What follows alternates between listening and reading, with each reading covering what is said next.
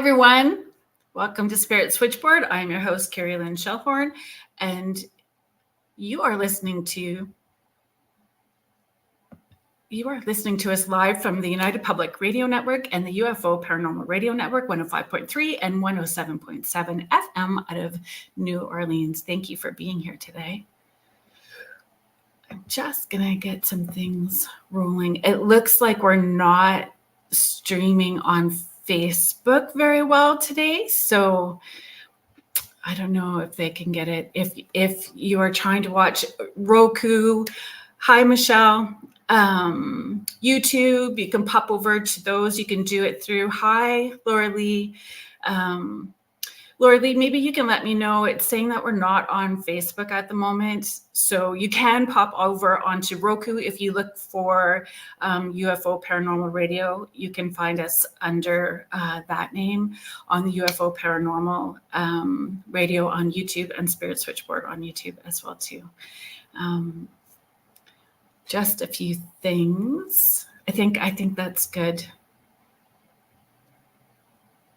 Thanks, Cindy. On the network page, so the UFO Paranormal Radio Network and United Public Radio Network on Facebook. Fabulous. Thank you. Hi, James. Thanks for being here today. I knew that you would come today. This is a talk that would be something that interests you. Thanks, Laura Lee. So those of you that are listening or watching, Laura Lee is a fellow UPRN host. She has the Angel Rock on Mondays and the Thing at the Foot of the Bed with her co-host, David Hansel. Hi, Julie.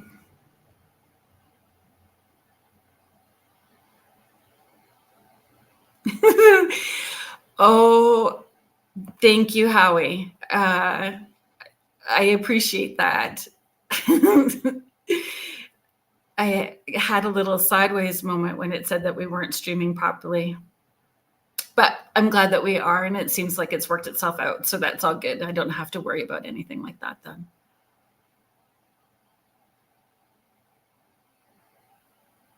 Hi, Rose. Thank you for being here. Biggest ever believer in the paranormal. That's awesome. I'll try to rein it in a little bit, Howie, so it's not so big. I'm going to bring my guest out. He is a singer-songwriter, artist, poet, author. If I've forgotten any monikers, I'm hoping that he will gently be kind to me in that. It's nice to have you here, Paul Wyld. Thank you very much for having me. Great to be here. I was so excited. Music plays such a big part in everybody's world. We connect to music in so many different ways, in all different aspects in our life, highs and lows. And, you know, I struggle when people ask me what's my favorite song or what's my favorite. I'm like, I love it all. Depends on the task, the mood, the people that I'm with. I love it all. And finding our groove with music is so important. Yes, Jim Morrison would agree with that. Like he once said in an interview that music is a way for people, for artists to connect with other people, especially someone like Jim Morrison, who was a classic outsider. I mean, he spent much of his life before the doors, alone with his books and journaling, and just with a few of his close friends.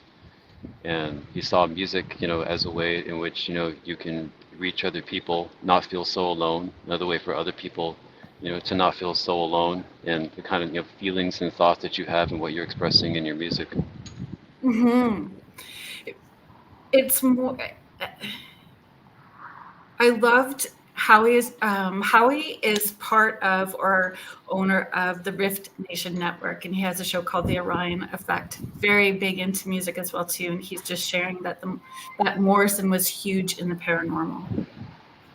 Yes, he's the subject about his relationship with the spirit world, with the unseen, is just vast. the place to start would be when he was only 3 years old, when he was on a family road trip in northern New Mexico, when he came upon an accident not far from the Los Alamos National Laboratory, where the Manhattan Project, was at, where they invented the atomic bomb. He came upon these dying native workers, and he said that coming from that accident and stopping, that the souls of those dying native workers, they leaped into his, and that they remained there for the rest of his life, and that he said later on, when he was with the Doors, that was the most significant experience of his life. And after doing my own research and after writing this book, I can completely see why he would feel that way. Just the circumstances surrounding that event in his life it's just even more mysterious. How that whole area in northern New Mexico is a really magical place. Like the light is just absolutely beautiful. There's a reason why artists like Georgia O'Keeffe chose to live in northern New Mexico when they were creating their art, and places like around Santa Fe. There is a place called the Los Alamos Ranch School for Boys that Robert Oppenheimer, the guy that invented the atomic bomb and all that, he went there, and when they were looking for a place to set up the Manhattan Project, they went to that school and they said, listen, we want to do this here. We're going to buy this school, and so that's what they did. And also another student that was at that same school was one of Jim Morrison's favorite writers, William S. Burroughs. Interesting. And yes, exactly. And what happened there was the Native Americans in the area, they thought that Los Alamos would only be there temporarily with whatever project they were doing. Like nobody knew what they were up to at that time, right? But it became a permanent installation, and they started to build it. And the Native American workers were employed, around northern New Mexico. They trucked them in to work on building, Los Alamos National Laboratory, where they continued to do work on, constructing, weapons of mass destruction. That's where the thermonuclear weapons were built, on. That's the birthplace of that. And it's remarkable that this happened to Jim Morrison in that particular location. So do you think that would be fated? Yes, I've thought a lot about this, and I can only just step back and like the strangeness and the mysteriousness of an incredible synchronicity here. The synchronicities of it. Because sure, go ahead. Well, I was just going to say, just even the way that you found your research material feels like Jim Morrison had a hand in it from the other side and leading you to the right book at the right place at the right store. It was that was fascinating to read too. I came across and how those synchronicities played into the creation of this book. Yes. Would you just to go back quickly to what I was saying about? Oh, please. Yeah, sorry. Sure, no problem. But yeah, I would love. I could write a book about writing this book. I think you should. Absolutely. Yeah. So, at the same time that Robert Oppenheimer had convened all the scientists in April 1943 to commence work on the Manhattan Project, that was the same month and year that Sandoz, in Switzerland, who 5 years before then had discovered LSD, and he put it on a shelf and left it there for 5 years, and then went back to it 5 years later and dropped some of it on his hand, and that was the first LSD trip. And that happened the same month in April 1943. And Los Alamos and what happened there, and the discovery of LSD at the same time, both had enormous effects on our culture, right? And Jim Morrison was just at the center of this, with this experience that happened to him when he felt these souls of these natives in the area had leaped into his. And it's just almost as if there was some kind of divine force of saying that was going to put this very spiritual person on a path, to remind us of the beauty that we can lose in life, with weapons of mass destruction. Yep. And that was something I wrote down, that symbolic death and resurrection. Yes. That it plays a part in this story repeatedly. with Jim Morrison and what he was what he was giving us in those concerts. Like, it was group healing, group. When you look at him as a shaman, right? If you looked at it as a shaman, he was having birth and that resurrection, solitude, the use of the LSD, and then moving away from it. Like, he really embraced that and gave it to people in a way that they maybe didn't understand, right? The gift that they were being given in that moment. That's really complicated. Everyone's reaction back then at Doors concerts. Ray Manzarek asked, one of the concert goers in New York one night, like, what do you think of the Doors? What does the Doors mean to you? And this young person said, freedom. Like, the Doors mean freedom to me. And other people walked away from Doors shows thinking, God, I have no idea what I just saw. I didn't expect that, but I'm going to be thinking about it for days. I liked what I saw, but I have no frame, I have no reference for anything like that. Like, Yeah. a person seeing someone in the throes of shamanic paroxysms on stage is something very, very new. Like, nothing like that had happened before, right?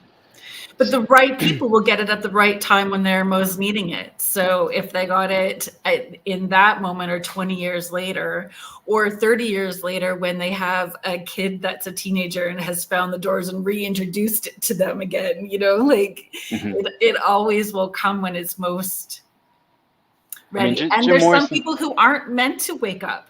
Some people are just meant to play that role really well for everyone else around them. Yes, it's almost like there's like this institution of opposites that we're not going to get away from, among our the duality, that in human communities, around the world. And thinking about him on stage with people's reactions, Jim Morrison, like Bob Dylan is like a in comparison's sake, like Bob Dylan is like a comet, like he keeps coming back around, He's been coming back around now for like a long time, like a comet. But Jim Morrison was like, was like a meteor, and it's someone that just streaks across the sky, and it's absolutely beautiful, and it leaves you wondering and thinking about what you just saw. And I feel like that's the effect of Jim Morrison's life on the people that were fortunate to see the Doors live, and for people who are discovering them. And now discovering the Doors is fantastic, because I became a fan all over again.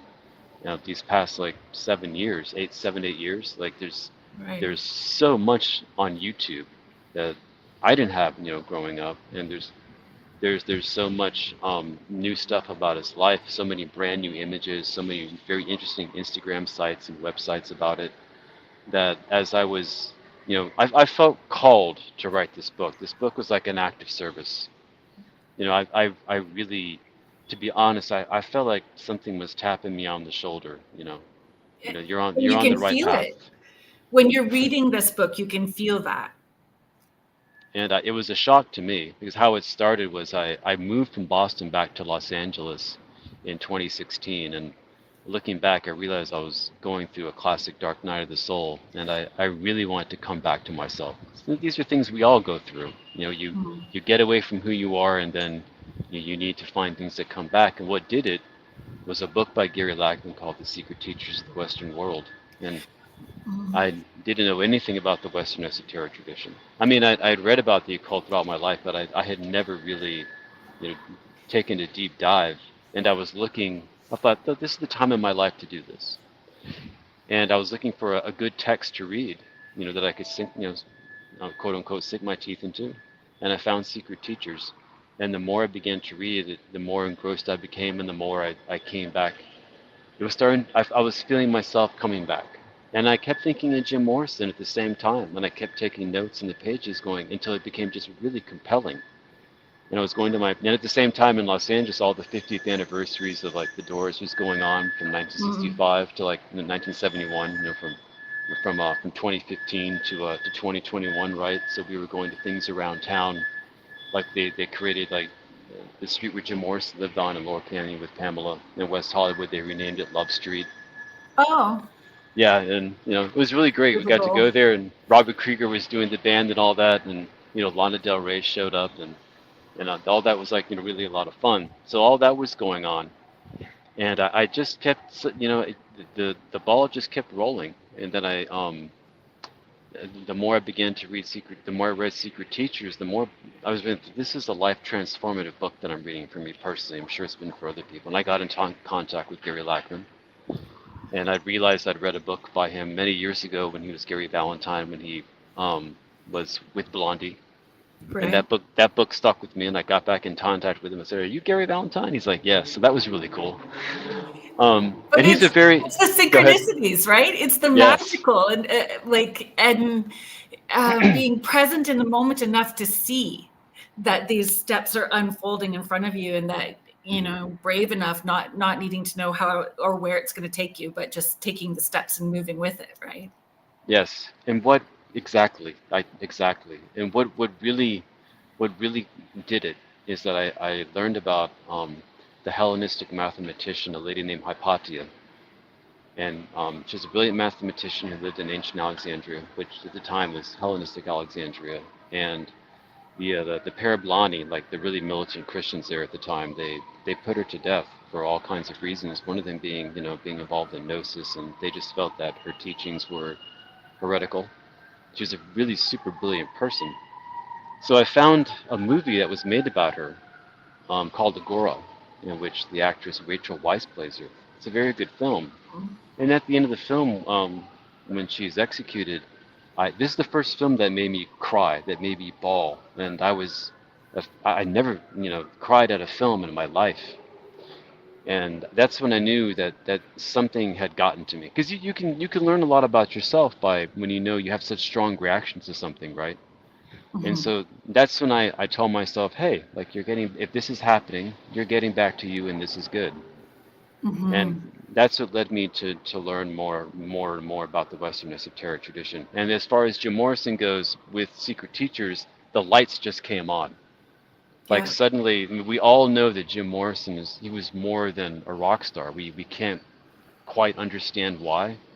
And I feel like with Secret Teachers, with learning about all the secret teachers of the past and everything that the rejected knowledge, has gone through ever since, ancient Alexandria, that I'm like, oh, okay, this is who Jim Morrison is. This is what he's been trying to do, because his life, the events of his life, the patterns fit what have happened to many people like him, in the past, many hundreds of years, like Hypatia, and like Mhm. Giordano Bruno, who was also, executed, for going around telling people in the days after the Italian Renaissance that there is extra dimensional reality. It's not just this reality, and the church is just the Catholic Church is like having none of that, right? And Right. they did, And sorry. No, go ahead, go ahead.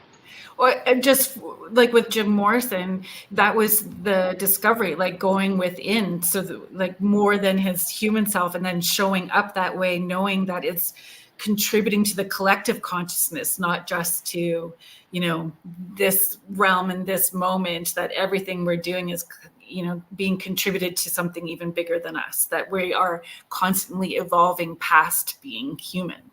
And being able to share that through his writing and music and movement, again, comes back to being like such a gift. There's the comments I want to. There's a lot of comments that I'm going to pull up. I Yeah, just want to not get lost, or I don't want people to feel that we're not paying attention to them. Howie is sharing not to jump ahead. He even walked the same walk Jesus did in the desert. He claims, and writings in his book of poems was so powerful. Um, his insight into demonology, into spiritual, was so bright and intense.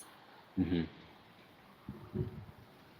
yes, it was. When he was in high school, he was checking out books on 14th and 15th century demonology from the Library of Congress. I mean, he was just. I think Jim Morrison was his spiritual awakening, like really started to bloom when he was just 13 years old, because all the behavior that he exhibits in high school, as we learn, and no one here gets out alive, it fits the descriptions of a person in a spiritual awakening, as Christina and Stanley Groff write about in their remarkable book, The Stormy Search for the Self.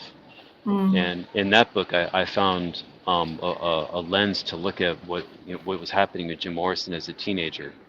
I mean, he just exhibits everything of a person who is their consciousness is ascending. He finds a book called The History of Magic and the Occult, and in a local Alexandria library that he never returns. And I think that book really helped him to orient himself into what was happening with him. There wasn't much you can find back then in the late 50s and early 1960s. He was on his own with what he was doing, and he was definitely he was searching. He was going to all of the bookstores all over Washington D.C. and Alexandria, Virginia, like the very bohemian bookstores, to find anything that he could read that would tell him about, I think, what was going on with him.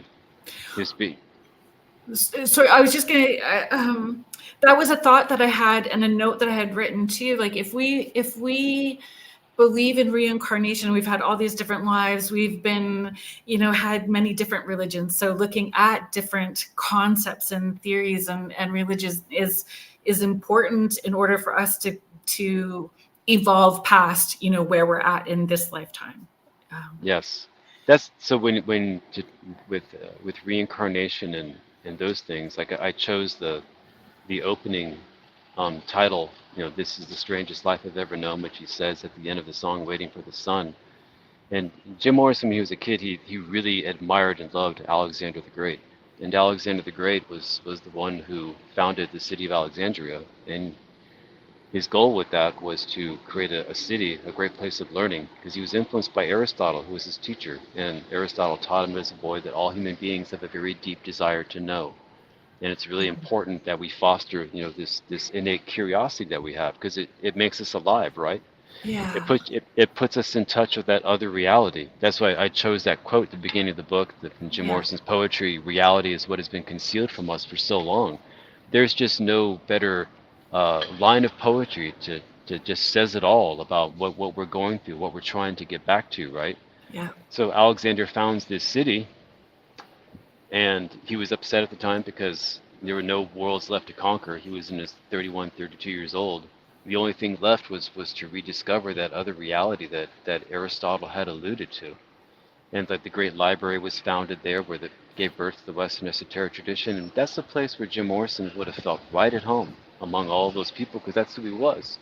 Yeah. And it's almost as if at this time, right before the 1960s, that Jim Morrison, his way, was picking up where Alexander the Great had left off.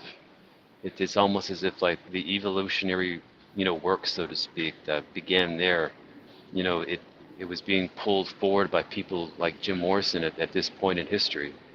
It's an absolutely breathtaking, remarkable story when you start looking at Jim Morrison's life in relationship with the Western esoteric tradition. That's what just blew my mind. Well, so I know Howie had asked the question. I'll hold up the book. The official release date is the 10th, correct? September 10th is the official. This Tuesday. Yeah, the official release. And if you, so for the audio listeners, because we do have more audio than visual, it is Jim Morrison's Secret Teacher of the Occult: A Journey to the Other Side, Paul Wyld, paulwyld.com, Amazon, where else? Barnes & Noble, Amazon, like BAM, and Inner Traditions website as well too. Yes, Simon and Schuster. Yeah. So this is it, Howie. And yes, you would really like it, Howie, because you take like those concepts and then your research is intense. How long did it take for you to do this? So what was the process because you take from the books and then add in Jim Morrison and put these connections together, and it's weaved together so beautifully. Thank you. But it's a lot. Yes, well, Jim Morrison, like I approach him just like I would approach any great poet or artist, because that's who he was. Jim, this is somebody who had an IQ of like 149. By the time he's 17 years old, he has over 1,000 books in his room. When he graduates high school, he doesn't want a car, he doesn't want a trip to Europe. He asks his parents for the full set, the full volume of Friedrich Nietzsche's books. Like, this is a Right. person who is, very much, all the signs of someone who, whether he consciously maybe knew it or not, well, he did feel when he was young that he was called to do something. And I think he was unconsciously, following that path of learning. And that's where he was going with all of this. So my goal was to be as specific as possible to show that he's a secret teacher in the Western esoteric tradition, and not just a secret teacher, but one of its great ones. And it was, I really had to discipline myself, to stick with that. And I began writing. Well, I got the idea in the fall of 2019. I even screenshot it on my phone. It's at 11:11 a.m. on November 11th at a cafe in Sebastopol. I just got goosebumps. Yeah, I have to put that up on my website, I think. And Yes. so, and then I was taking notes and was percolating in my mind. And then when the pandemic hit in March, the day that Trump declared the national emergency, I was like, well, I'm a musician, everything's shut down. There's no place to play, nothing to do. I guess I need to just start writing. And so that's where it began. And that was to be writing all of this and I'm going through my own spiritual awakening at this time, and going to, like, what I learned is rapid spiritual awakening. And at the same time, I'm writing this book, and all these things are going around me, all around Sonoma County, and the whole world's in lockdown, and there's riots, and there's all these things going on. It was intense. It was something else. Yeah. And then on one morning in April, I think it was 10th to the 14th, I can't remember which day the pandemic was, the national emergency ended. But I woke up that morning, I was writing, I was like, that's it, I can't write anything more about this. And then about an hour later, I saw that Biden signed into law ending the national emergency with the pandemic, and I was like, wow, that's Some it weird was, synchronicity. yes, emergency, like, to emerge. I mean, that's Yeah. what spiritual awakening is, right? It's like in Yeah. its way, it's kind of like a spiritual emergency, and I think that's what everybody, many people were going through during the pandemic, because we all had to do what Jim Morrison did. We all had to turn inward for a while. And You it's know, uncomfortable. So those people who are not able to look at those places that are uncomfortable are the ones that stay sort of sleeping through this, yes, right? And yes. and they Well, all have their place. They all have a place and mhm. an anchor in the story. Well, I think But when you talk about, like, there's the element in culture for people that are just not awake. I I brought up the play, Shakespeare's play Hamlet, Hamlet, yeah, and Hamlet, that play predates modern man by 300 years, because we are all waking up to the spirit world in which Hamlet did. And aside from him discovering that his mother and his uncle were got together and plotted his father's murder to gain power, he discovered the spirit world, and it excited him, and it shook him out of his grief, it shook him out of his depression. And he went to his friend Horatio. He said, my God, like, there's more, the famous statement, there's more things in this world that are dreamt of in your philosophy. And he tells him we need to give it a welcome. That is a central attitude of all of us here 300 years later. We are all giving it a welcome. And there's a difference between us who decided to give it a welcome, mhm, this other reality, our connection to the spirit world, our connection to our own divinity, our willingness to find this new kind of alignment as we go into, like, the integral structure of consciousness, the Aquarian age, the age of Horus, whatever the way you look at it. yeah, That is enormous, that Shakespeare was able to write that play and say that. It was, I yeah, mean, Hamlet was put on production at the same year that Giordano Bruno was executed in 1600 for doing the exact same thing in life that Hamlet was going through. I mean, the play, the king, the famous statement, "Madness and great ones must not unwatched go." And that's the exact attitude that the American establishment took towards Jim Morrison with his frequent arrests and its flamboyant rebellion. Like, his madness, we have to keep an eye on it. His father was becoming a rear admiral after being a captain of an aircraft carrier, and he went to the Navy, and he said, look, and the Navy was grooming him to be a very big person, like in the Joint Chiefs of Staff and all of this. right. And He went to the Navy and said, "Listen, I'll give you my resignation over my son's behavior and what he's doing out there in society." That's a big, big deal. So, to go back to Hamlet, we're all giving it a welcome, and some people are not giving it a welcome. And even though this great, beautiful awakening is becoming really intense around the world right now, like it's really absolutely amazing. And we also have to be aware that there's something also out there, like in the '60s, that wants to harness that wants to contain that wants to control that. They can't stop it, which is what I think they're doing in the '60s when like Nixon Right. was president. But now they're trying to do something else. They're trying to hijack it from us. Well, and the way that we share information now is so much faster and easier. But at the end of the book, you also say, like, it's the disconnect, and it's also in the solitude where we're going to go within. So, disconnecting from AI, disconnecting from, our smartphones, and taking time to be on a trail. And I loved it. There was that snippet that where you said follow your north node, and I'm like, oh dude, you just added astrology into the whole mix as well Oh yeah. too, Oh and yes. it's just so much a part of it, right? And Well, Jim which was funny Morrison's. because my north node's in my 8th house, which is in Aquarius, and all about the intuitive side, right? So right where I'm meant to be at this point in time, and celebrating all of that. There's Beautiful. again where I want to catch up with some of these comments. My sweet friend from Washington, James, is asking, do you think Jim Morrison was reincarnated from a time in Alexandria? That's I have thought about that, and that's a really big possibility. It's a big possibility that he might have been Alexander the Great, come back in this time to follow what Alexander wanted to do or Mm-hmm. could not do, after he had conquered basically most of the known world back then. Alexander the Great he's a very interesting person. Philip II of Macedon was his father, and Jim Morrison's father was also a great military leader. He was commanding his own Interesting. aircraft carrier at the Gulf of Tonkin incident, which started the Vietnam War. And that's extraordinary.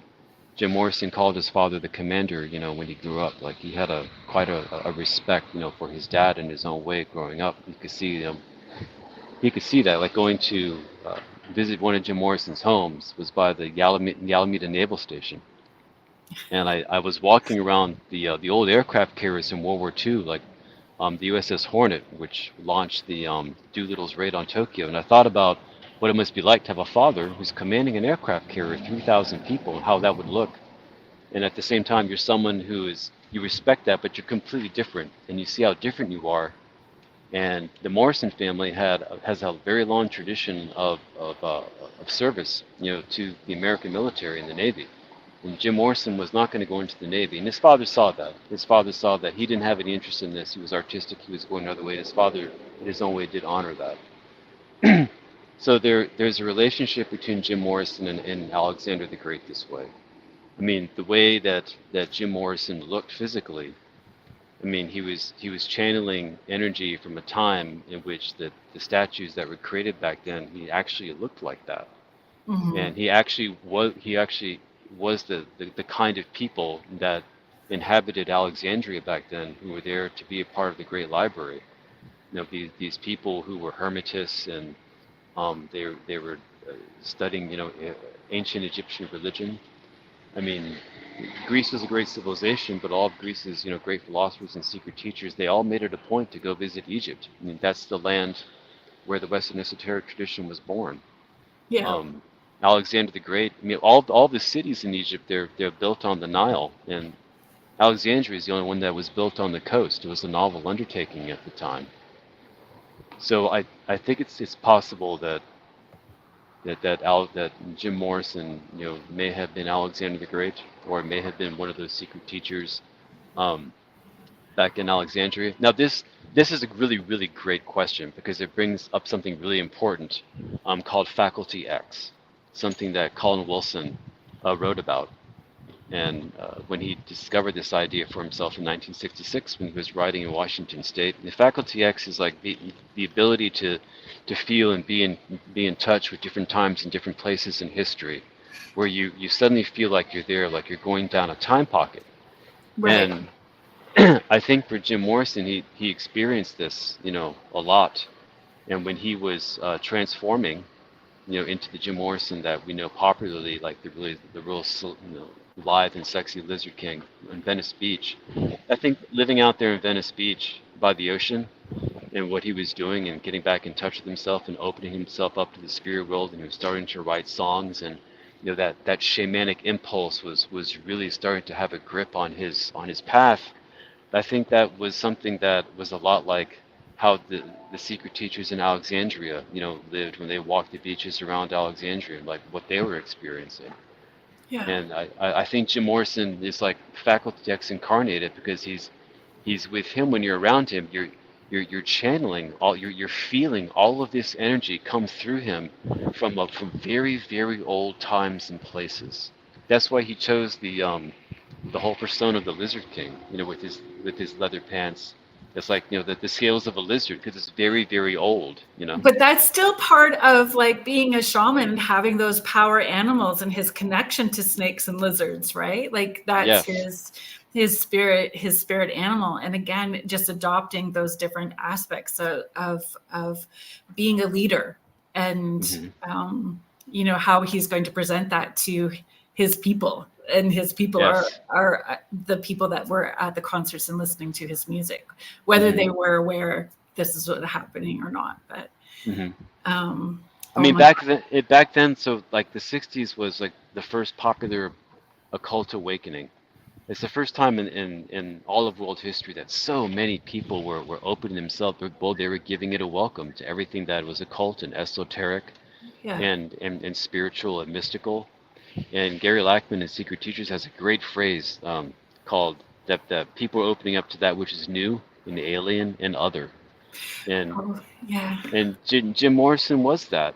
I mean, everyone was ready for someone like Jim Morrison, and he embodies like the celebration of coming back to that spirit of what people were doing in ancient Alexandria.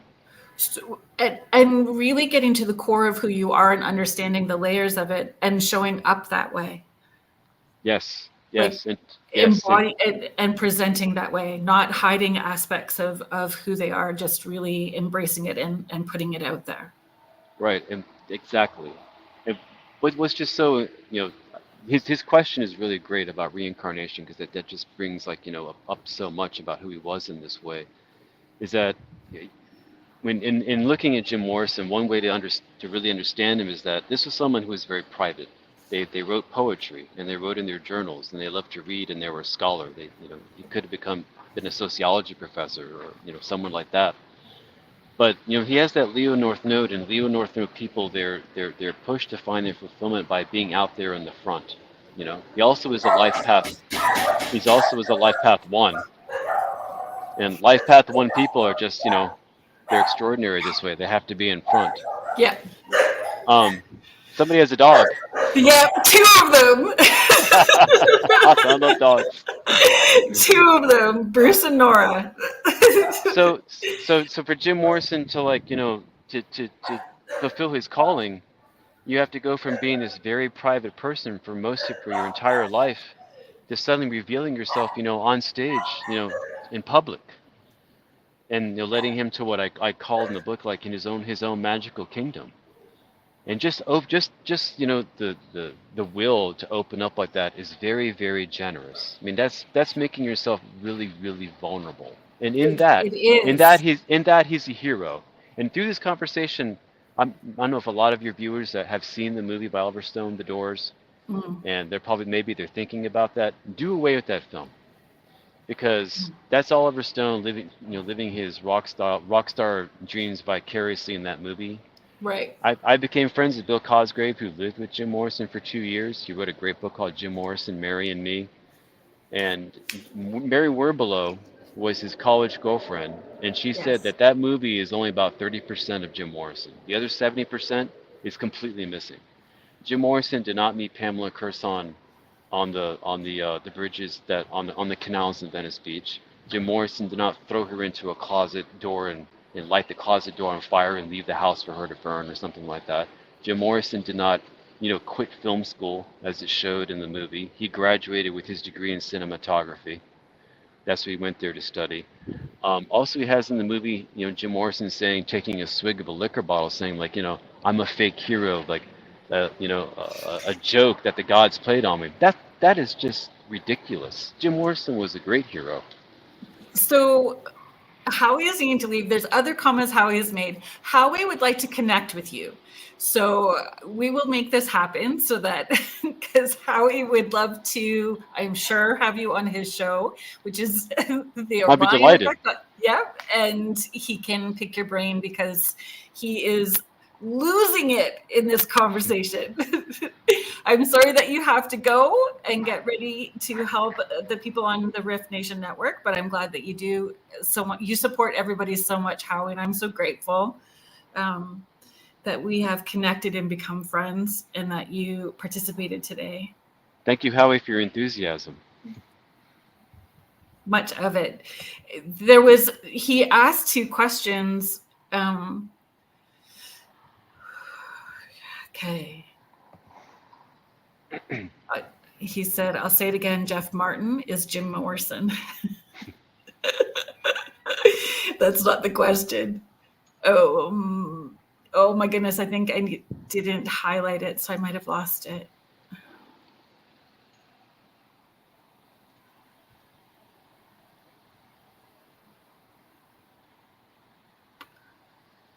Thanks for being patient. Sure.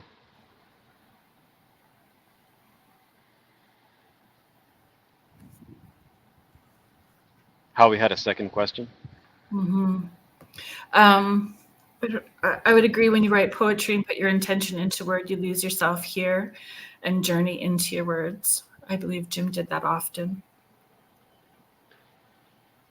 There, I found it.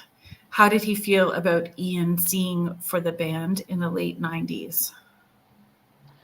How do I feel about that, or how did Ian feel about that? That's a great question. I actually was fortunate to see the 21st Century Doors in concert in Tucson when Ian Astbury was playing with Ray Manzarek and Robbie Krieger. John Densmore, they all have a falling out, so John Densmore doesn't to this day join Doors stuff when other Doors are around. It's very intense. This was in 2000, and Ian Astbury started the show that night. He said, like, the gloves are coming off, So I included Ian Astbury's comments in the book because they tie it in with what I was learning about. Spiritual awakening is electricity. Henry Miller said that all of the great American writer back in the early 1900s. He said that all writers and artists in the modern era, they're discovering electricity and they just don't know anything about installation. And you realize what he's talking about is everybody's waking up. Everybody is finding that other reality. Everybody's having peak experiences. Like, for instance, what Colin Wilson was talking about in The Outsider. The Outsider is a book that Jim Morrison read in high school. Like, he was like, why are these great romantics having these great highs and these great lows? It's because peak experiences are absolutely, for people of that caliber, they're extraordinary. Like, you're really in touch with this other reality. And it for people that have that secret teacher self who are artistic, they feel compelled to express it because it's powerful. And it's a kind of electricity. And Ian Astbury noticed that, he, from touring with the Doors, he said that he was, out there in front, like a part of that diamond, and being in the center of, with John Densmore drumming behind him, and Ray Manzarek to his right, and Robbie Krieger to his left, and all of like the spiritual energy that's coming through him at the same time, that he could sense like the electricity was powerful. And we have human bodies. There's a potential that you can short circuit, you can burn out. Like, I include in there what Ram Dass said about this too. Like, it's a very high voltage thing going on. Yeah. And I think that's one of the reasons why Jim Morrison drank, he told his friend Frank Lasanjo, like, I have to shut the voices up in my mind that are Yeah. compelling me to write and create because I need a break. Yeah. And I think he really opened up so much that there was just so much electricity there, right? Yeah. When I always call it coming out of the witchy boo closet, right? Like before I came out, like because I've been able to connect to the other side from the time I was little. So I did hair. I was a hairstylist. I taught dancing from the time I was little. Like I being creative with has always art. My mom was very horrified that I didn't go to school for art because I was always creating art.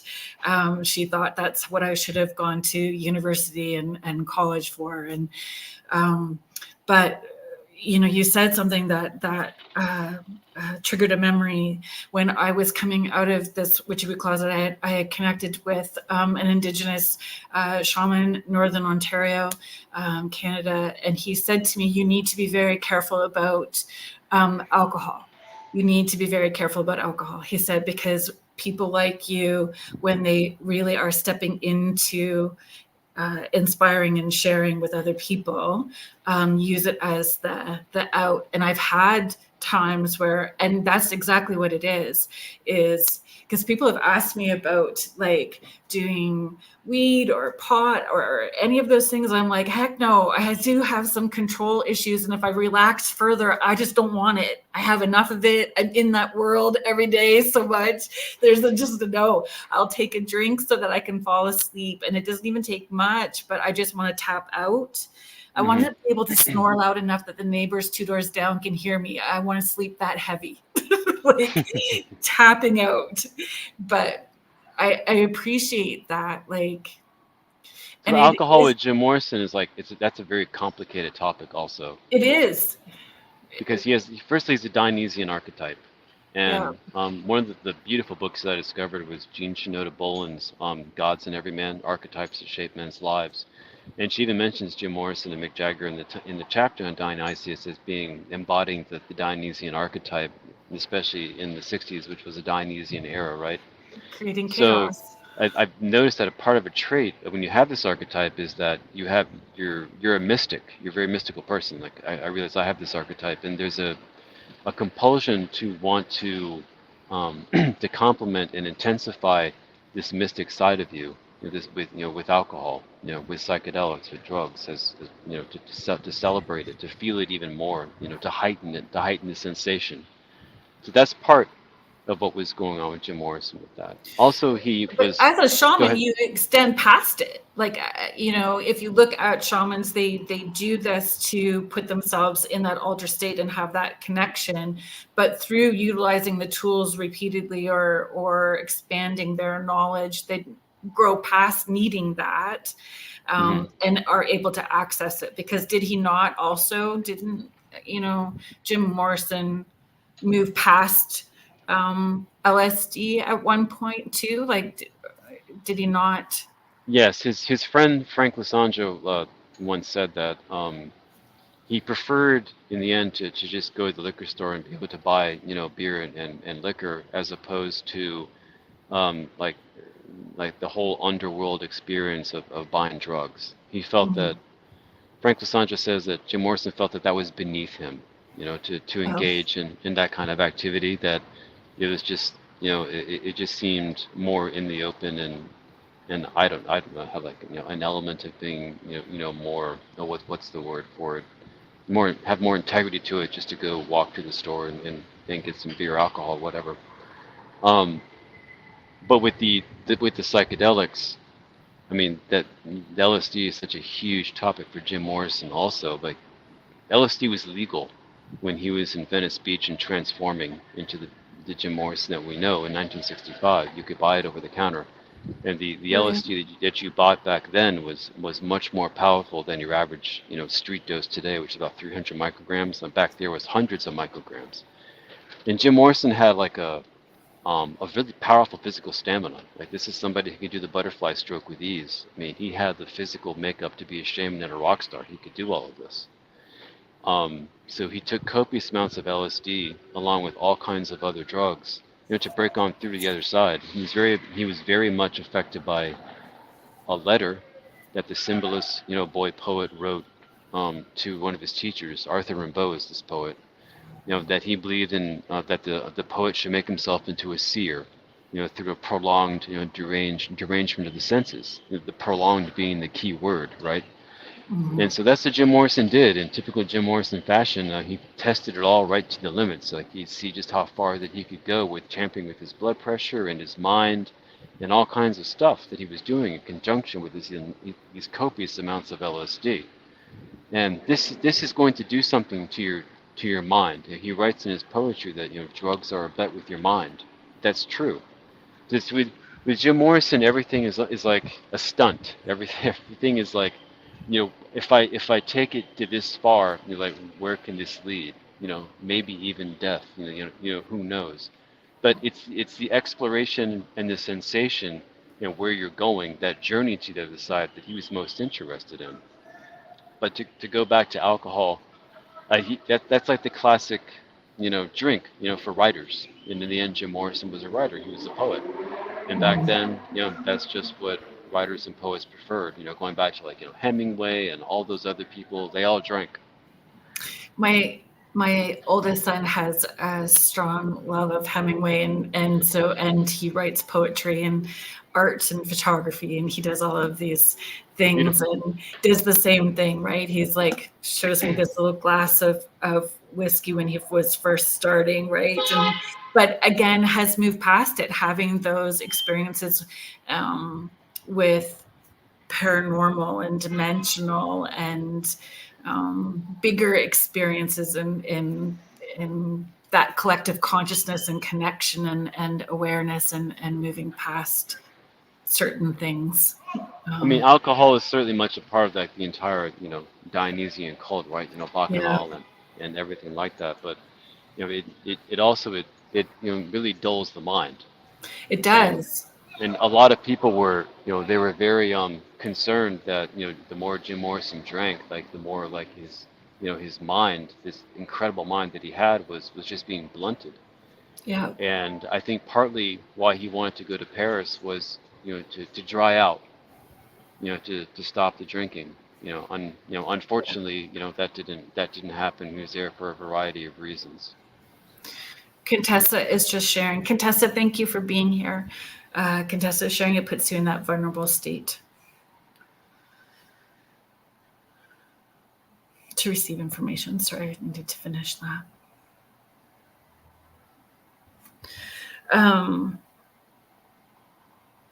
I wrote this down as well too, the shaman scapegoat. Um, uh, the Lord's heroes who live for us and whom we punish. Taking on that role for people. Could you kind of dig into that with I, us? I'm not quite following that. The shaman is scapegoat. So using a shaman, like this, the shaman would push themselves to those limits, right? Right. In order Hmm. to understand, in order to teach. But Right.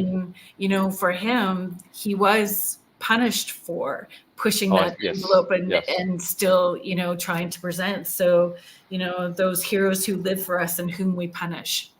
So in Jim Morrison's time in the 60s, that was a time where, he has, in his relationship with other secret teachers like Giordano Bruno and Hypatia, there's just enough going on in the culture that, a band like the Doors can succeed, that someone like Jim Morrison can be loved and appreciated, and there's commercial success and all of that.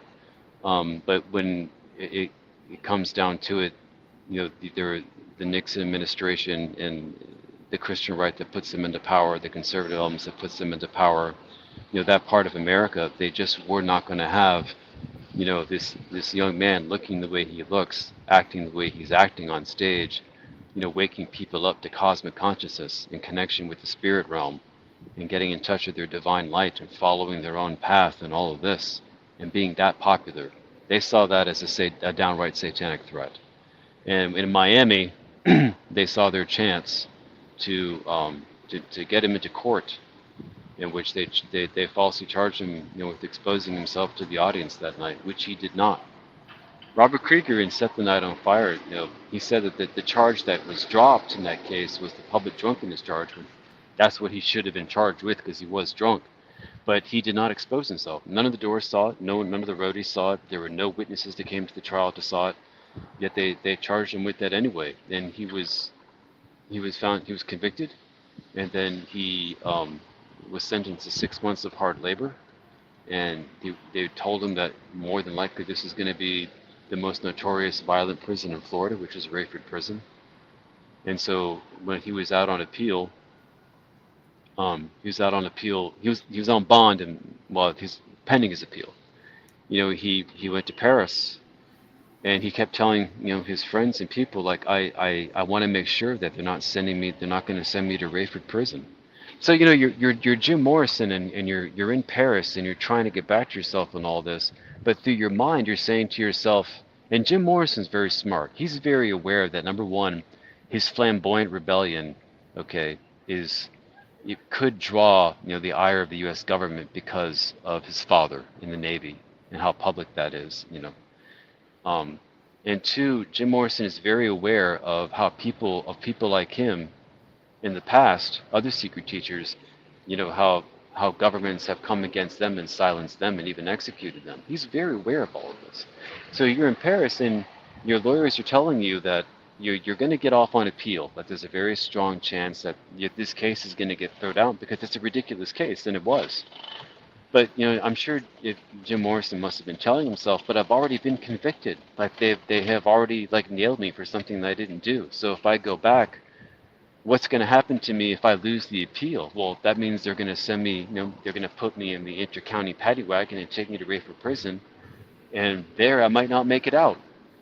When he was in Paris, he was actually staying in the same room when Pam and him were waiting to move into their apartment in the 4th arrondissement, not pronouncing that correctly, arrondissement, in the Marais in Paris. They lived in a room where Oscar Wilde, the English writer and poet, had died. And he came to Paris after spending 2 long, hard years in a prison in England. He was put in there for on violating moral grounds, a bunch of garbage, and he never recovered. So I thought that was Jim Morrison must have thought about that. So I think, I don't know for sure, when we can only go by some facts that point to something that's really questionable and very mysterious. And is that on March? So the concert takes place on March 1st, 1969, at the Dinner Key Auditorium in Miami, Florida. That's where he supposedly exposes himself.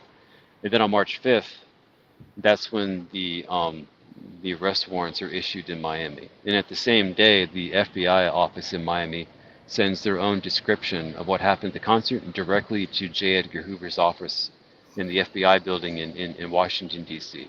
And Jim Morrison had an 80-page file. I don't know if he knew that or not in his life, but they had his eye on him. An 80-page file, that's that's big. And James, Nixon is go ahead. James was just sharing he was also arrested for inciting a riot at one of his concerts. Yes, Jim Morrison was familiar with a book by Elias Kennedy called Crowds and Power. And I don't think anybody knows for sure if Jim Morrison's intention was to incite riots at concerts. I think he was probably interested in that because Jim Morrison was not a person who wanted people to be suffering from violence. He did not want, like what happened at the Who concert, in the 1960s where people died and all that. Jim Morrison didn't want anything like that, I think he was those riots started because there was just a tremendous, electrical energy, a tremendous electrical spiritual energy going through that crowd that, a lot of young people, it's completely new. It's almost like the precursor of the mosh pit, right? It's kind of like that. And you have to put this into context. Like when we talk about, riots at concerts, like what went on back then is pretty run of the mill for a lot of punk rock concerts that happened in the 70s, 80s, and 90s since, and we don't make anything of it. But at a door show, since it was brand new, it's there in history, and everyone thinks that Jim Morrison was this person that just incited people to create mayhem in the audience and and hurt each other and all that. And that's not the case. And really not what it isn't the intention when it's about going in and expanding consciousness, right? And how that's sort of in the background for him when he's producing this, right? Joe, Joe Montaldo. Hello, Joe. Thanks for hanging out. So Joe is the owner of our network. Oh, great. Yes. These questions are fantastic. Good. He's just saying he's liking it. Thanks for being here, Joe. Okay. I had so many little notes. I'm not even, unless you have a specific place that you would like to take us to next. Oh, it's your show. I'm loving where we're going. Okay, super. Okay. Oh, I think we've hit so many of them. Oh, about the responsibility about healing and sharing. So like, and expanding. So that responsibility or personal responsibility. So him taking that ownership and again, so digging deep within and expanding. But you also seem to do the same thing when you were doing that research. You had this healing aspects that happened when you were doing your research, and you know who you were when you first started, who you are now afterwards, are a different person. And I think that we all have that experience, like when we hit that very low and then we start to go in, we don't even recognize that person anymore. We're not at that same vibrational place. We can hold gratitude for them, but we're not them anymore, right? The burdens that they carried. But how he definitely, and I feel too, just like maybe, I don't know, you can tell me how you felt with this. Once you reach a certain level of vibration, there is this strong need to share and Yes. and inspire and teach. Can you discuss? Sure. Yeah, fantastic. I think, we all, enter these times in our lives when, it's dark and we start to search. And that's when like the beautiful things can happen because, that's when the light comes in. Jim Morrison has a line in the beginning of the collected works of Jim Morrison that man can assist in the salvation of light. And that's when we were reaching to find ourselves again, to come back to alignment. Like we're not only finding the light for ourselves, but we're bringing light to other people. This is all about co-creating. It is in every moment. Yes, like I didn't. These are terms and things that like I never really understood or ever thought I'd ever be saying, like this in a podcast like this or anything like that. It's all very surprising to me. It's really beautiful. But once I was starting to learn about what alignment means when I was writing. Okay. And part of as far as the healing aspect, I think one thing that Jim Morrison, a lot of people, is that this is someone who worked to move away from a family life, a situation, and also out there in the world. He once said, like, the collective archetype is getting me down. Like, he had to really find a way to be himself. And that's what we're all doing. We're all trying to find a way to be ourselves while we take care of all of our required tasks in life, and we have to, deal with everything that's going on, in the world out there at the same time, right? And part of that is the healing. And one day, and I think it was in 2020, in the summer of 2020, like I really asked for the universe for a way to forgive. Like I think forgiveness is a really big part of life, and you have to be able to do that to free up your energy to move on, right? Anger only takes you so far. And next day I found that book. I found Gene Shinoda Bolen's Gods in Every Man in a park bench. And I just picked it up and it was all tattered, and I started to read through it, and like, my God, this book is absolutely incredible. And excuse me. In the beginning she says that she wrote this book so men can be able to heal. And I was like, wow, like, what a gift. I actually got in touch with Jean Bolen, and I got back an amazing email from her. Oh, that's I was very fortunate. I was able, because of the technology available to us today, I was able to get on Facebook and just email Gary Lackman and Jean Bolen and James Roy and all these people, and to my absolute delight, they were very supportive. They were very patient. I like, my gosh, like I just generally feel like the universe is like, yes, we'd like you to do this. We're going to help you to do this. Yeah. Like the angelic realm is very real. Yes. And suddenly my number synchronicities, started to skyrocket, as well. That's why I started off the book with 1717. My editor asked me to write something personal about this journey. Yeah. And I kept seeing this house number, 1717, when I was walking to this particular cafe in Santa Rosa to start writing. And at this point, I'm far enough along on my journey to know that when I start noticing another number that keeps popping up that way, it has meaning. Mhm. Some part of my mind knows this, even though my conscious mind doesn't know it yet. But that vital part of yourself knows it, and Yeah. at some point you're gonna know why. And I did. Like I asked the universe, like, please show me a sign that I'm not wasting my time writing this book, because I'm putting a lot of energy into this. Then I got this book by Frank Lasanja called Friends Gathered Together, and I saw a picture of where Jim Morrison lived at Alameda. He lived at 1717 Alameda Avenue. And I talk about in the beginning there, You do. what happened when I got there. And that's why it's a very personal moment in my life. I want to share that. Yeah. But that's I put that in there for the readers to realize that, all this kind of thing can occur for anyone if you really ask. Ask and it will be given. Yes, and being open to, with no expectation, high intention, low attachment. High intention with no expectation on the how it's going to come to you, and being open. So when you're present in this space, understanding you're co-creating. So in a way that you're going to see, hear, feel, and know. This is happening for me, right? And Hmm. when you do get into that alignment, when you get knocked off kilter, you know it. You could be manifesting super quick. I'm thinking about something, and look at that. The book just landed on the park bench, right? And then when you Hmm. get knocked off kilter, you start to see the things that knock you off. And then if you stay stuck in that, you see how it can expand quickly too. So then you're having to take ownership of, okay, so the stuff Hmm. that feels shiny, I'm in charge of too. And Yes. that's hard. That's a hard pill to swallow, right? But it Hmm. comes back around with forgiveness again. Forgiveness is a hard thing, though.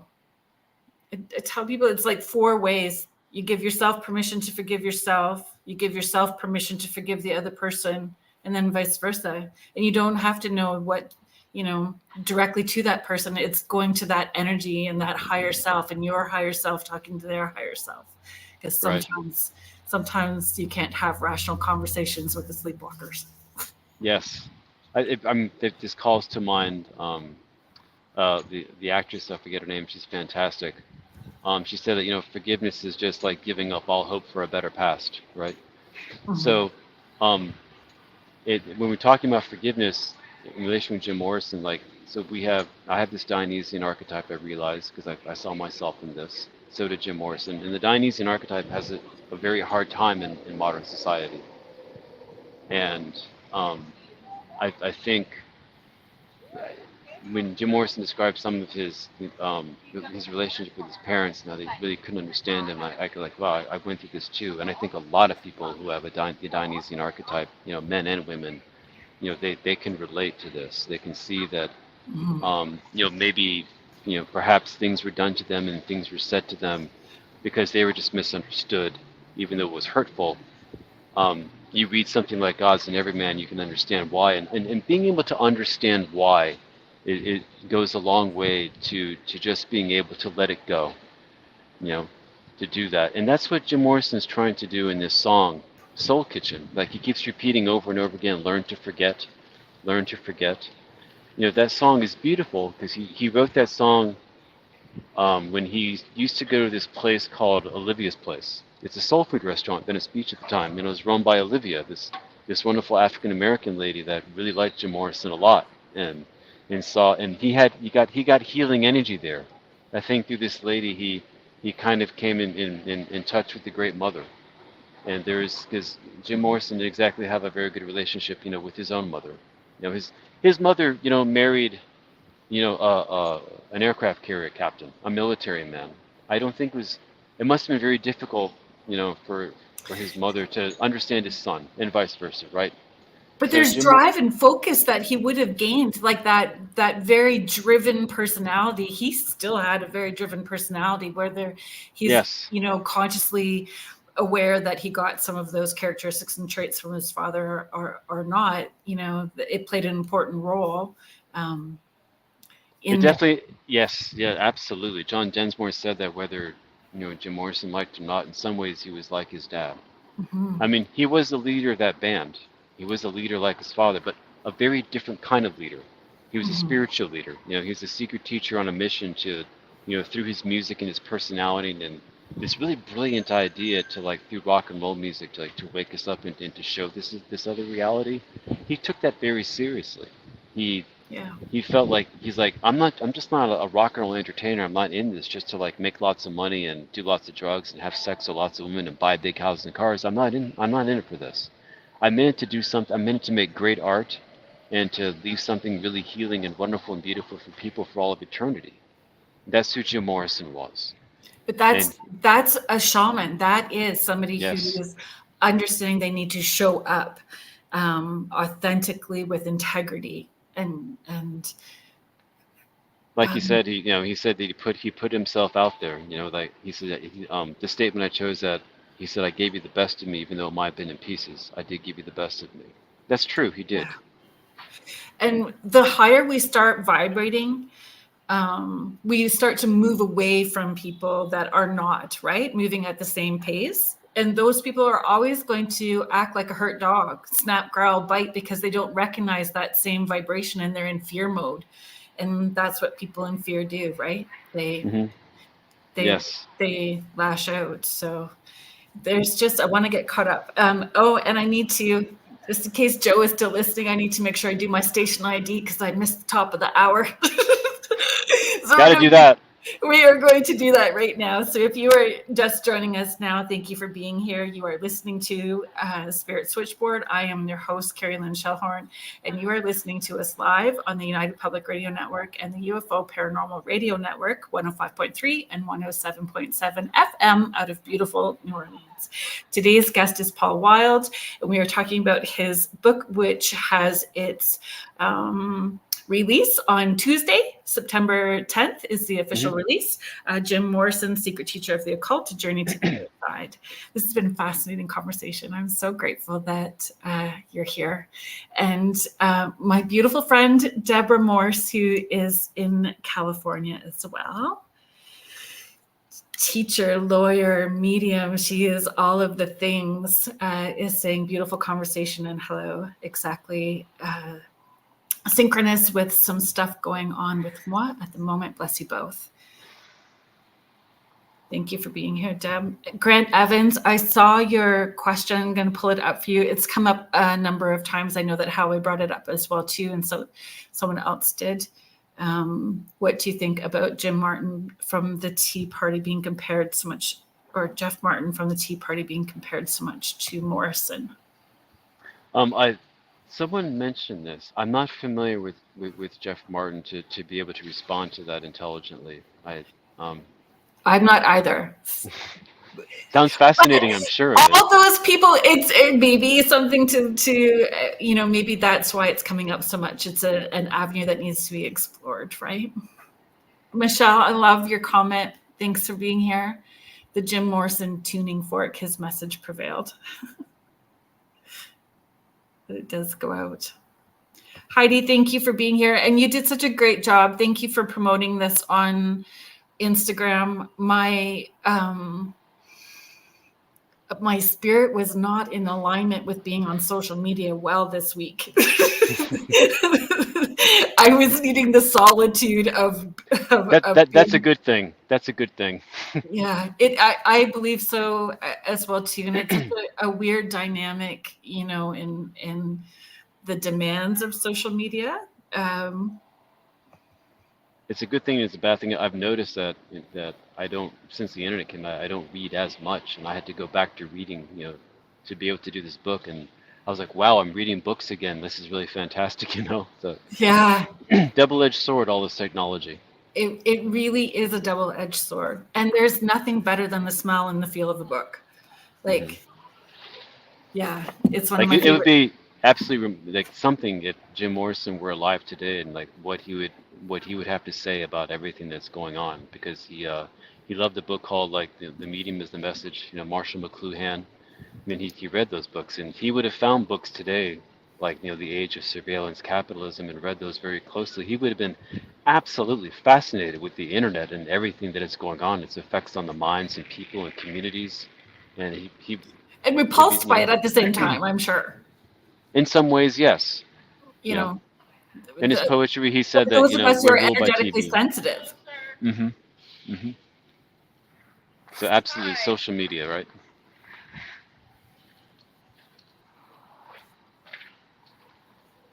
You wrote about, it was one of the things we kind of hit it earlier, so I hope that you feel comfortable coming back around to it.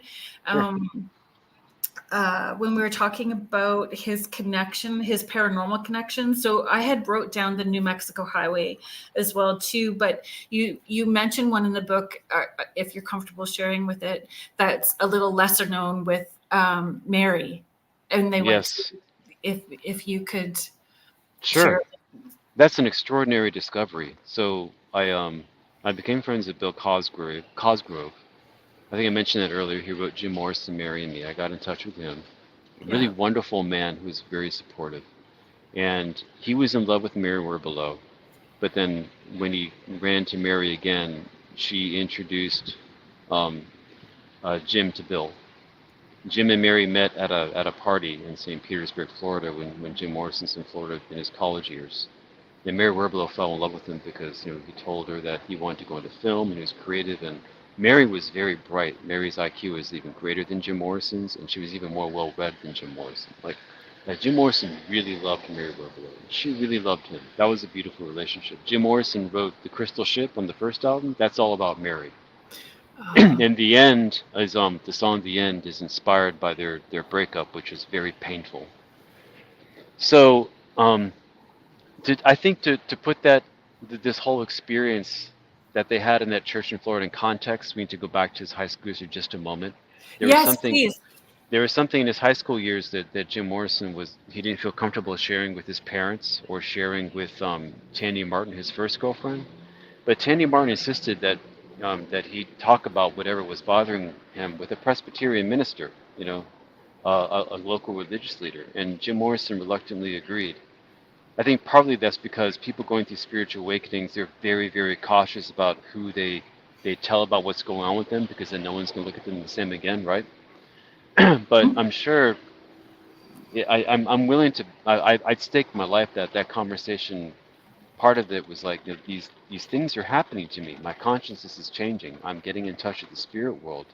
His parents didn't. The Morrisons didn't go to church. It seems I've not read anything that they were a church-going family, or Jim Morrison went to church on Sunday, or belonged to any denomination, Catholic, Baptist, Presbyterian, whatnot.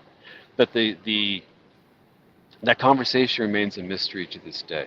We can speculate on that, but we do know that Jim Morrison's spiritual awakening was really happening at that time, judging by the text he was going into, the behaviors that he was exhibiting.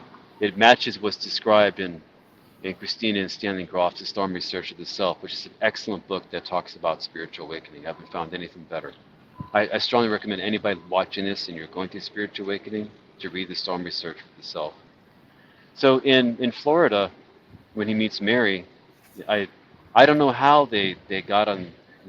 They must have really intense discussions. They're very bright people. They're spiritual people, obviously. And she decides, I guess, that she felt that Jim Morrison maybe just didn't have a belief in God or whatever. So she takes him to a church, and in this church, she prays and asks God to show Jim Morrison a sign that he's real, that God is real. And as she's praying, this light begins to show itself in the back of the church, and it gets brighter and brighter and brighter, and to the point where it's like as bright as the sun. And it completely terrifies them. They're terrified. And they run out of that church. And when Bill was talking about this with me, this conversation, he talks about it. I first learned about it in his book. Mary was talking about the experience. They were at Mary's apartment. Jim Morrison was there, and so was Bill Cosgrove. And at the end of the conversation, there was silence, and Mary felt that her prayers were answered, that God had given Jim Morrison a sign that he was real, that light. And Jim Morrison's like, his reaction to it in the book, as Bill writes about it, was, I don't know if it was God or not, but it was definitely real. Like that happened, and that haunted him. It comes Yeah. up in his writing. There's statements where he says, "Thank you, O Lord, for the blind white light." Now, I can only say that he's thinking about that experience. And that experience is very much related, as Stanislav Grof writes about in The Stormy Search for the Self, of Saul's conversion, on the way to Damascus, he's blind and he becomes Paul, right? That's why I include in the book that the Michelangelo painting of, like, Saul's journey to Saul of Tarsus when he's going to Damascus and he's blinded by the light. And Jim Morrison in his journals and his notebooks, like, he asked a lot of questions about this. He's like, why is holiness associated with blindness, with light? What is all this? Like, he really dove into asking why, and his typical, very intelligent, like, curious question, which he applied to pretty much everything he was interested in. So this really, really affected him, greatly, I think, and I think in some ways it was just as important an experience as the Indians in New Mexico. Whether Jim Morrison would agree with that or not, I don't know. But you can bet that him and Mary, discussed what happened to them a lot in their relationship, I'm sure. Yeah. And when you have those experiences, even though you feel for some people, they feel that they've received an answer. For others, I'm the same way. It gives me more questions than it does necessarily an answer. Like, I feel like, okay, so that's another step, and I'm willing to move forward. But now I have 5 more questions. Like, that's good. Hold on to that, because that's just a little sidebar here. That's very, very critical. What separates people like Jim Morrison from cult leaders? The cult leader is someone who thinks that they don't have to ask any more questions. The cult leader is the one who thinks that they have found the top of the mountain, and they have found the answer to the question, and other weak people come around that mountain thinking they have the answer, and they follow that. And Real they manipulate through fear. Exactly. The healthy person realizes that I've found this mountain range, but there are greater mountain ranges I see, and those are the bigger questions that go on to more questions like that. It's infinity. It's waking up to the infinite. And so that's the big difference between Charles Manson, who's a Dionysian archetype, who thinks he had the answers, right? Another powerful personality. This is someone that Neil Young tried to get a record deal for. Like, he was really powerful this way. A lot of people don't know that. Yeah. The difference between Charles Manson and Jim Morrison, right? Like, the difference between, like, the cult leader and people who are truly awake in a way that they're not out to control others.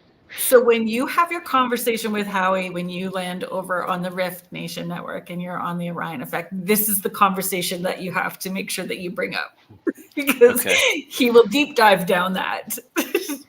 Great. Because I mean, even when we talk about the paranormal, there's no expert. There really isn't. There's people who have a lot of experiences, but we don't know all the answers. I don't feel like we get to know all the answers until we die. I feel like we're just going to keep having more questions until we have, transcended the meat suit.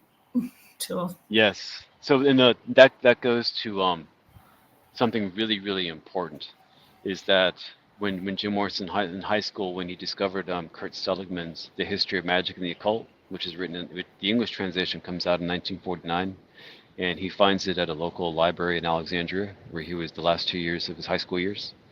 Kurt Seligman chose as the opening statement a quote from Albert Einstein, that the fairest thing that we can experience is the mysterious. Mm-hmm. And in that is where we have our humility, and that is where we discover the infinite. And that is where we can see something that see, this is when you need Jim Morrison around to write poetry about this, right? It's hard to put it into like regular, like rational language, right? That's why we have poets like Jim Morrison, because Jim Morrison, I think that statement affected him just as much as the opening statement to that book of reptiles that he found, that I quote in the book. Yeah. Because Jim Morrison is, the most mysterious thing you can experience in rock music. He was very, very astute in the way that he appropriated his really powerful presence that's mysterious and erotic. He understood this about himself.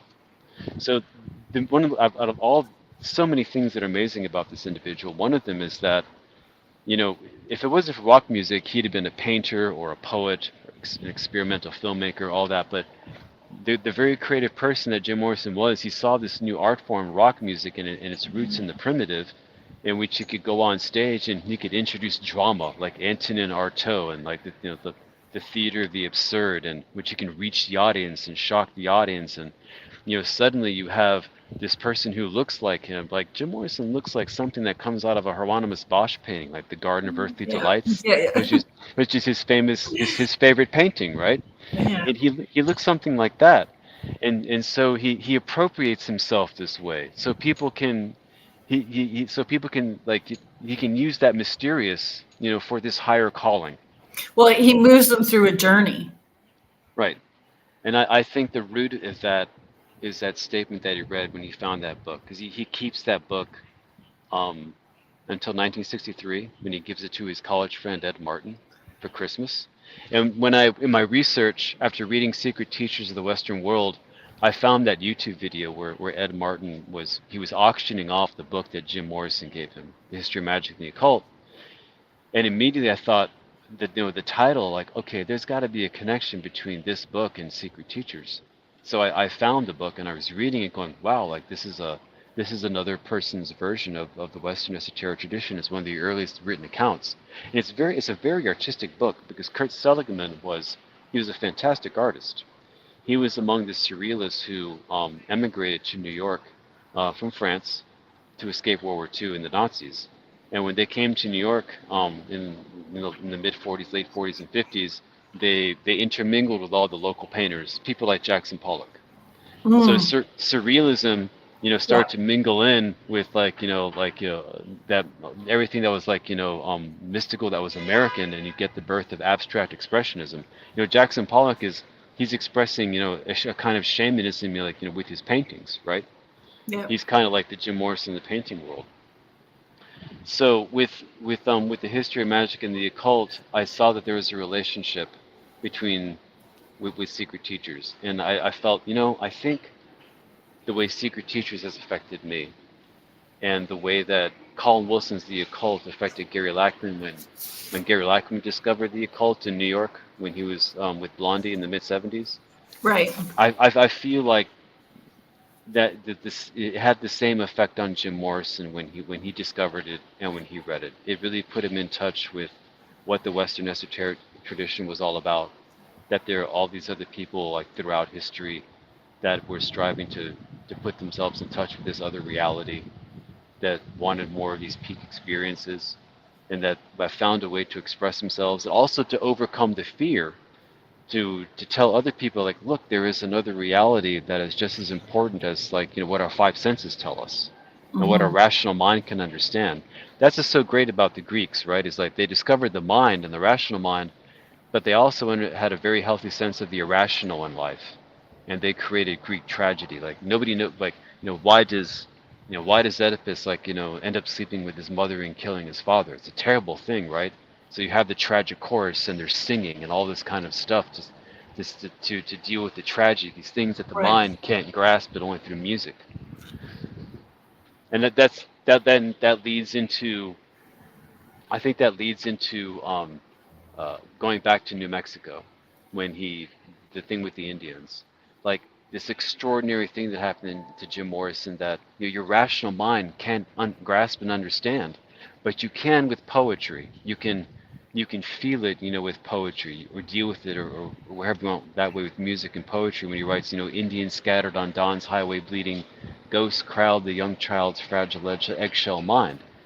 He's a child. They're ghosts. They're crowding his mind. Yeah. These Indians scattered on the highways bleeding, and the only way to understand this is through art. That's where Nietzsche comes in. We we wonder about things that are terrible and questionable. We give it a welcome. We invite it. And we celebrate it in the way that the Greeks did. Jim Morrison, this all spoke to him this way.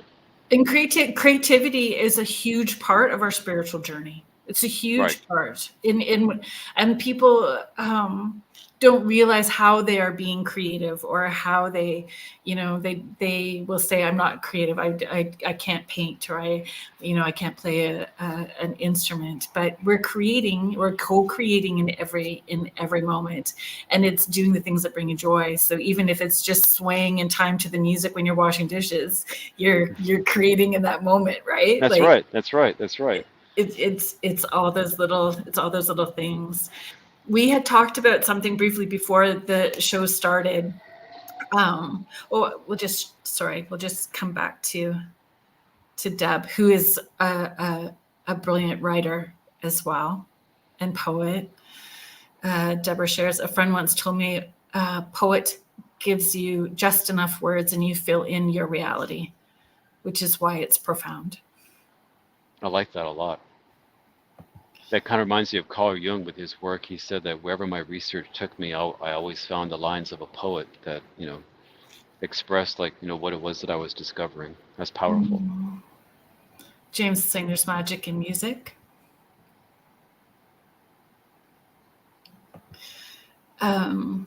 We had talked briefly about the step back. You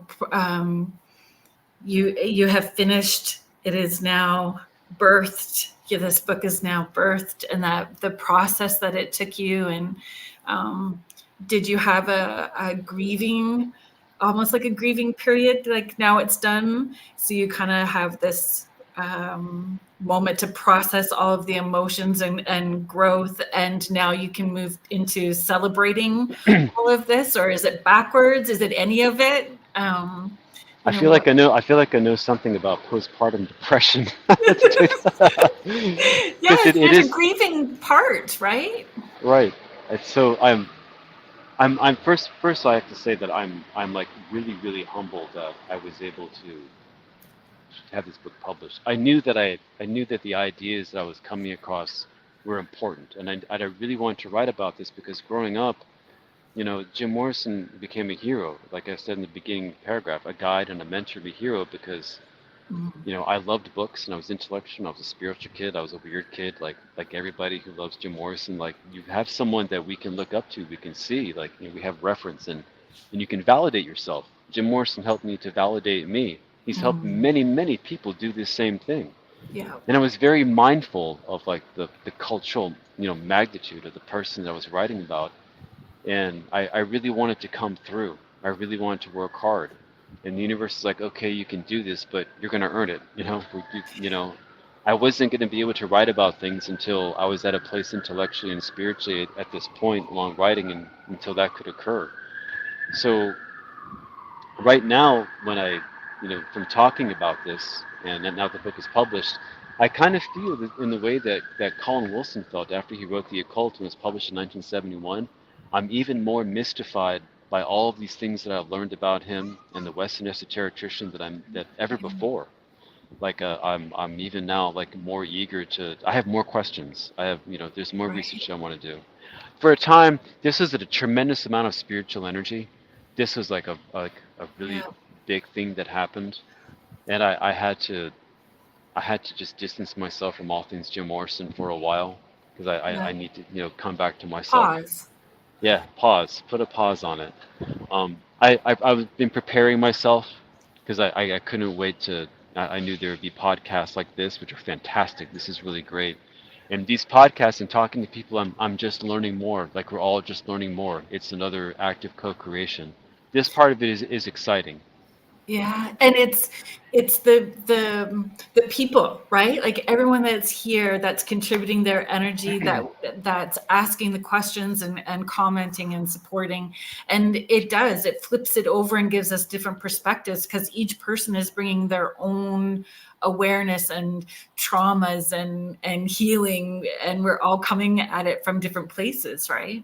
Yes, and yes, exactly. And the Doors is all about this. The Doors is healing stuff, right? So like I said, I was very mindful of the person I was writing about, knowing that so many people like him for the same reasons that I do. And I just wanted to write a book that was clear, fun, and interesting, that just really makes the case that he's a secret teacher and one of the great ones in the Western esoteric tradition. Because these type of people only come along every 150 years. I mean, I love rock music. I'm a rock musician. I'm a singer-songwriter and all that kind of stuff. Like, I love Van Halen, and I love, all things that go on here in Los Angeles and everything like that, and classic rock and all that.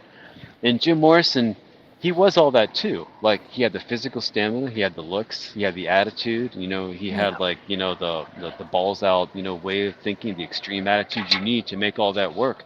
But with Jim Morrison, you're getting all this other fantastic stuff that is all about the Western esoteric tradition and poetry and film and all these things. And it all comes together to this whole energetic thing that transcends time. Like, we're still talking about him. We're going to be talking about him in 100 years. Like, he's that kind of person. Like, he really makes an impression on people's lives when they discover him. Yeah. So when I discovered, Which is a good teacher. Right, exactly. And when I discovered No One Here Gets Out Alive, the biography written in 1980, when I was 13 years old, I was riveted and I loved it. And it's my deep hope that, a new generation of people, of young kids who love rock music, they find my book and I can give something back for what Jim Morrison did for me growing up and what he's done for a lot of people, Yeah. This is all about service. Jim Morrison was all about, this is someone who really wanted to give. And I talk about this all the time, right? Like, our purpose is sharing the gift of who we are unconditionally with the world around us. And we're learning about all of our gifts when we go within and do our healing, when we have that accountability and do the shadow work and the uncomfortableness of it. And then we're sharing from our heart space with the world around us. Heidi is sharing Friday Night and Crimes on the Rise. My granddaughter will say that. That amazing live circle of energies, open-minded people are priceless. I know, Deb. Yes, yes, yes to service, being of service. Tanya, thank you for making it. Late or not, appreciate that you are here. She's just saying it's an intriguing conversation. And James is asking when you will give birth to the next book. Will there be a book 2 or a follow-up? That's interesting. I've thought about this. I've thought about, so as Jim Morrison is Dionysius in the Dionysian. I love the rock band Rush. And yes. I've seen Rush like 5 times, and Neil Peart writes all of the songs for Rush, and he's a mystic too. Mm-hmm. And he represents like that. There's the Dionysian, but then there's the Apollonian energy, with his drum kit and like the way he moves Rush forward like a chariot, right? And with his songs like mystic rhythms and many songs like that. This was a deeply spiritual person as well, whom I really love. I've had a great experience. My first time seeing Rush, I actually stood behind Neil Peart for the entire concert when they were kicking off a tour in Greenville, really? South Carolina, which is a real treat. I'm blessed with like really amazing rock and roll experiences. I'm really blessed this way. So I've thought about writing a book that shows that Neil Peart also has that secret teacher soul in him as well, that he was expressing through music, but very differently. It's very much Apollonian, whereas Jim Morrison is very much Dionysian. So that's a future project, perhaps. When you have moved through this energy, and again, if you're trusting that the universe lays everything out at the exact time, the divine time and divine process, it doesn't need you don't have to push for it. It just seems to start falling into place, and then it's the right time and energy. I have a very strong connection to Rush. So do my kiddos, but. Love Rush 2. Tanya is just sharing, I feel that way about Robert Plant, about his music.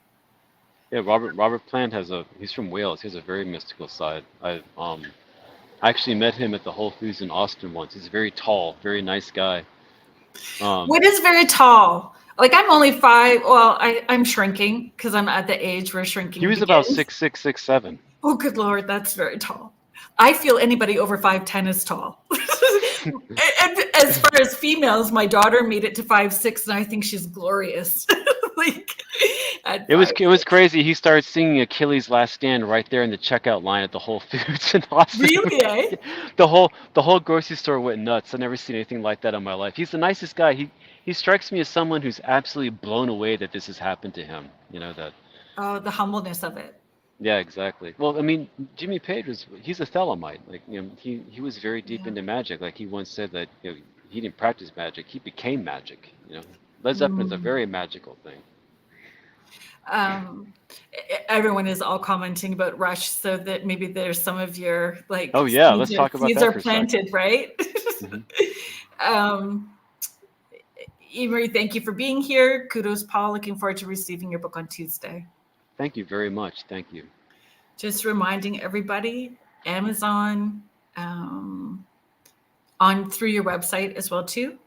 Yes, Right? paulwyld.com. Yep. Paul Wyld. It seems like it's going to be available. Like, I don't know if they have Barnes and Noble in Canada. It's the big Chapters chain here. Indigo. Okay, yeah, it's going to be available in all those stores in Canada. Yeah.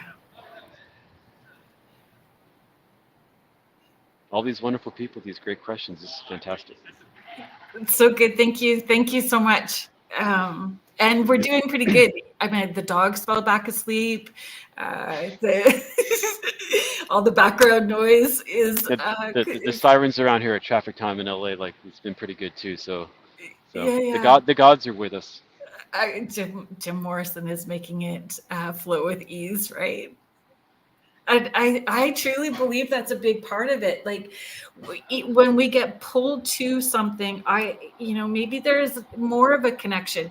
If we go even bigger, is there an alternate dimension of reality where you are in sync with Jim Morrison and having that connection in that reality? And so in this lifetime, it's coming out, through the book in this lifetime. I don't know. I like exploring those possibilities and concepts too, right? When we have a really strong connection, how deep does that connection go? And did we have a past lifetime or an alternate dimension, alternate reality connection to them as well too? Yes. I mean, I don't like, talking about myself, but it's kind of difficult, like, not to with Jim Morrison. I mean, I was born at I was just a mile away from the Dade County Courthouse in Miami in October 1970, and that was right when the trial was going on, when they were falsely convicting him. Wow. And then, as I wrote in the introduction, I went through a tough divorce, and I was at a children's home in Florida, and my counselor told me, like, hey, I went to school with Jim Morrison, after I told him how much I loved the Doors. And so I've kept experiencing these close connections throughout my life, and then things just kind of culminated here in Los Angeles over the past 8 years of where I was, Right. and it was just time to go down that road. So, I mean, I really, like, questioned myself and, like, made sure, like, hey, is this real? Is this really in the right direction? So is that just a layer of personal healing too, like where you're not gaslighting yourself? Yes, exactly.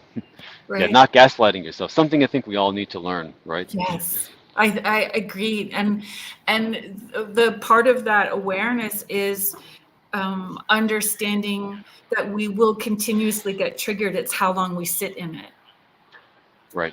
That, Right. Shows us how much healing we've done. Thank you, Heidi. Loving this and intriguing. Definitely checking out the book. That is fabulous. Thank you so much. Thank you very much. Thank you. We are highly encouraging everyone to support our authors and buy the book. Buy the books.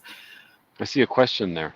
Do you see any other artists reaching out to us like Jim has? I think Kurt Cobain is a really great example. Kurt Cobain, his attitude was the same as Jim Morrison's, like, who needs action when you got words, with the lyrics in his songs. Kurt Cobain was someone who was very much in touch with his emotions. Kurt Cobain comes through in seances for me a lot. When I host seances, Kurt Cobain comes through, and I am like a mom from, like, Northern Ontario. I don't understand the why, but we're going to roll with it. Yeah, I would agree. Kurt Cobain for sure.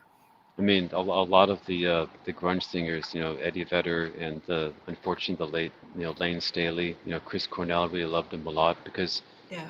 Jim Morrison teaches you how to get in touch with your pain, because your pain is where you're going to find your authenticity. Your pain, Jim Morrison said, pain is like you carry it on your shoulder like a radio.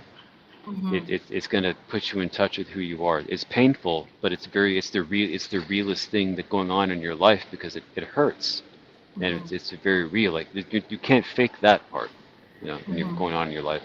That's a very like important thing to know as an artist, and the lead singers in the grunge movement, they love Jim Morrison for that, for sure. I think it's getting a little bit harder in this day and age to see what artist out there in the culture is. I'm certain that they exist, but the music industry has changed greatly since Jim Morrison's time.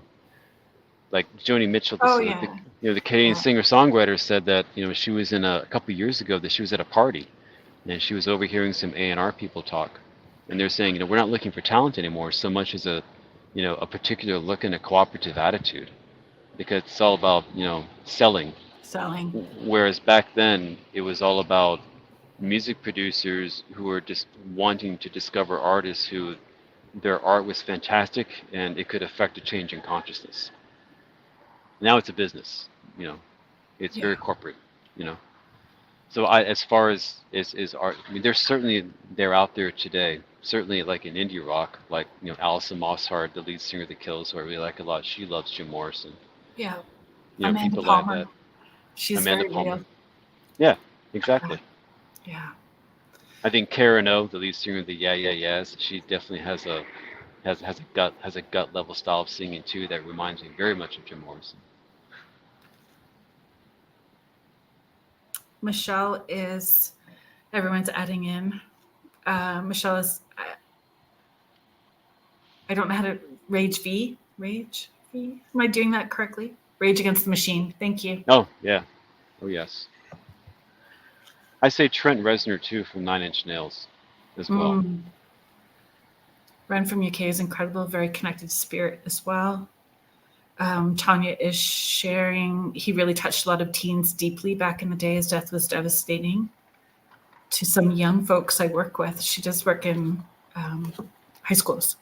This is in reference to Kurt Cobain?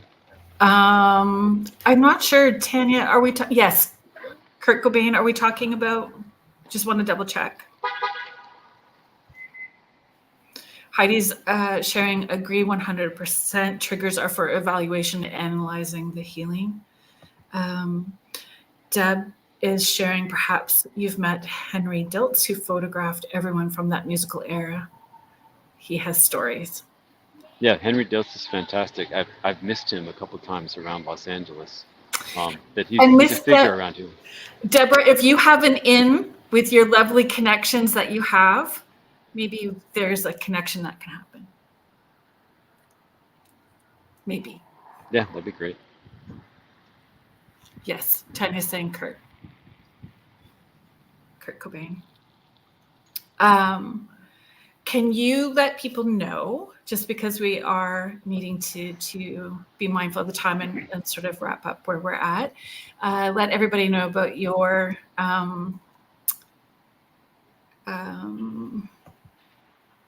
release party on Tuesday. Yes, it's going to be at Book Soup, which is on Sunset Boulevard in West Hollywood. And that's going to be at 7 o'clock here in Los Angeles. And it's going to be on Tuesday on September 10th. That's where we're having the release.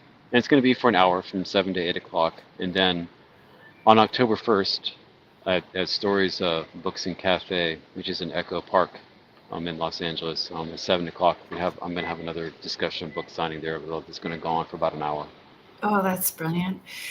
Deborah Morse has been my friend. We met through a spiritual forum, like, I don't even, 17 years ago, maybe. And we've only had the opportunity to meet in person once, but she has always been that connection for my children. When there's a book release and signing, she stands in a line and ships it to Canada for us. She's just been so brilliant. She's been so brilliant for us that way. I wish you so much success. It's so brilliant. Thank you. I hope this has been a positive experience, and would love to have you back any time that you feel inspired to. We are just reminding everybody it's paulwyld.com. I try to encourage people to purchase books from the person directly if you can get it through the website or through Inner Traditions, who are your publishers as well too, right?